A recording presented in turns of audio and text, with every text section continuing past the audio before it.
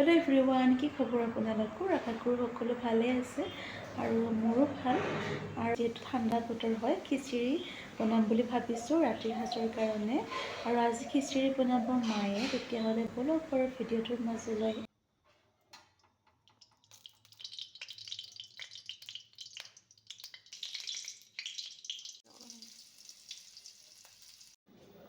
খিচাৰিখিনি বনাবলৈ ইয়াত তেলতে আগতীয়াকৈ পাঁচফোৰণ, জলকীয়া, আদা আৰু হালধি দি দিয়া হৈছে। আৰু এতিয়া চব্জিখিনি এড কৰিব।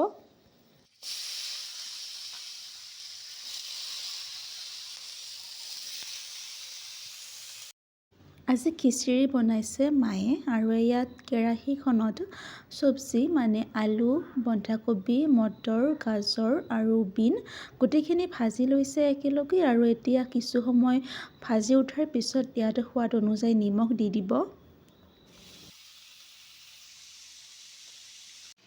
ঠাণ্ডা বতৰত খিচিৰি খাই বহুতেই ভাল লাগে, তাতে আৰু মায়ে বনাইছে।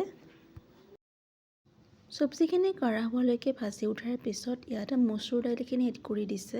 আৰু এতিয়া দালিৰ সৈতে চব্জিখিনি ভাজি থাকিব। এতিয়া চাউলখিনি এড কৰিব। এয়া জহা চাউলখিনি ধুবলৈ লৈছে মায়ে। ইয়াত দালিৰ সৈতে চব্জিখিনি ভাজ খোৱাৰ পিছত মায়ে চাউলখিনি এড কৰি দিছে।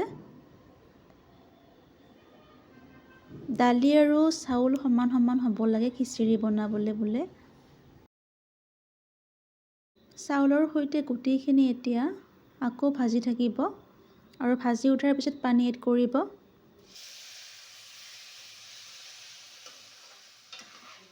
আৰু ইয়াত এড কৰিছে উতলা গৰম পানী আৰু এইখিনি ধুনীয়াকৈ এতিয়া সিজিবলৈ দিব। আৰু খিচাৰিখিনি প্ৰায় হ'বলৈ লৈছে আৰু ডাঠ হৈ আহিছে, নমাই থ'ব লাহেকৈ।